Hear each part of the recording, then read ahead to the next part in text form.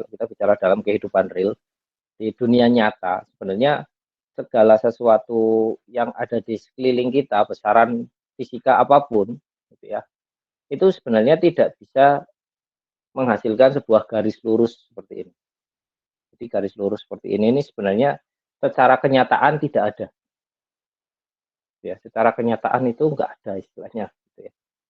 Tetapi biasanya kita melihat dari bentuk datanya. Dari bentuk datanya, apakah data itu bisa kita tarik garis lurus atau enggak.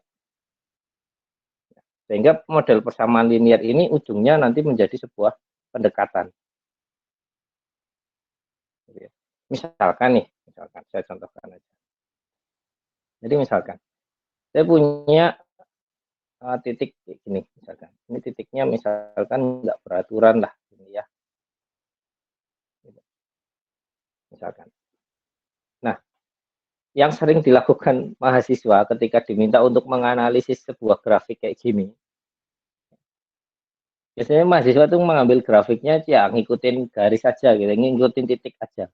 Jadi kayak semacam menghubungkan titik-titik gitu ya. Jadi gambar sebuah binatang atau gambar sebuah apa gitu ya. Kalau di TK kan dulu sering diajari mungkin seperti itu. Jadi mungkin itu mau diterapkan di kuliah gitu kan. Jadi rata-rata kebanyakan salahnya membuat grafiknya seperti ini. Ya, diikuti garisnya kayak gini gitu kan. Sampai akhirnya mendapat satu garis kayak gini. Nah, ketika kalian membuat grafik seperti ini, akan bingung kalian menganalisisnya gimana nih. Paling kemungkinan kesimpulan atau diminta menganalisis nilai tertinggi adalah misalkan ini nilai 100 gitu ya, nilai terendah itu adalah 0. Nilai rata-ratanya misalkan 50 misalkan rata-ratanya. Ujung-ujungnya kita akan membuat kesimpulan seperti itu. Tetapi sebenarnya ketika kita dihadapkan dengan sebuah data seperti ini, yang kita lakukan itu bukan menghubungkan garis kayak gini. Tapi kalau bisa mencari hubungan antara X dan Y. Nah, tadi saya bilang pendekatan yang paling mudah itu adalah pendekatan menggunakan persamaan linier. Pendekatan yang paling mudah itu pendekatan persamaan linier. Jadi kita tarik garis lurus aja nih di sini. Kita paksa tarik garis lurus. Misalkan seperti itu. Nanti mungkin muncul pertanyaan, loh Pak, berarti itu semua titik-titiknya kan nggak di garis lurus kan? Ya memang gitu.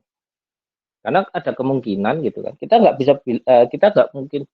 bisa bilang bahwa titik yang di luar itu yang benar. Siapa tahu titik yang ada di dalam garis lurus ini yang benar.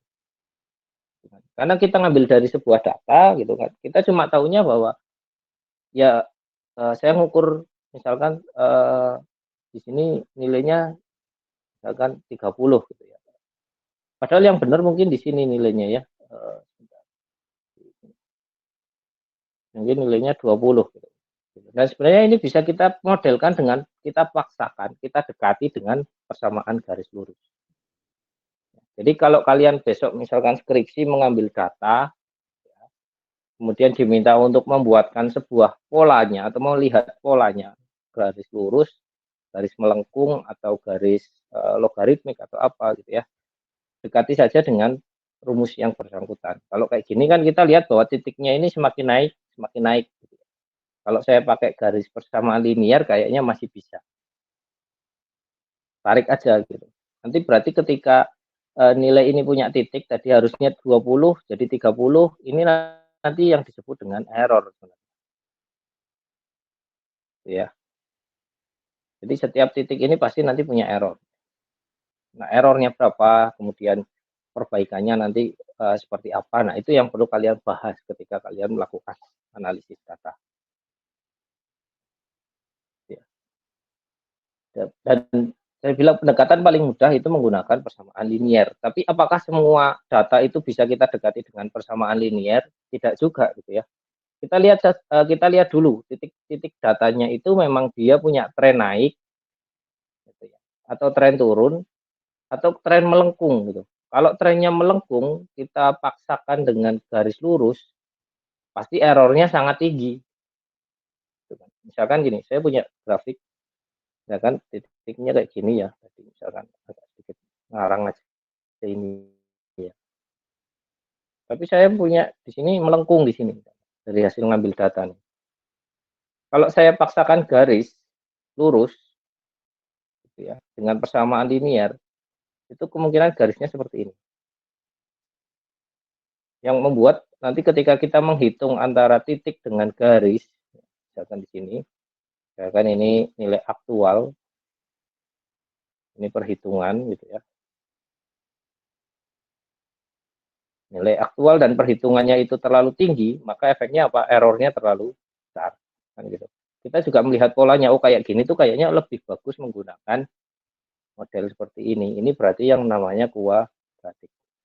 Jadi kita lihat datanya dulu. Datanya bisa kita buat garis lurus atau tidak. Ya. Nah, kalau misalkan bisa dibuat garis lurus, ya berarti kalian bisa menggunakan persamaan linear tadi. Y sama dengan AX plus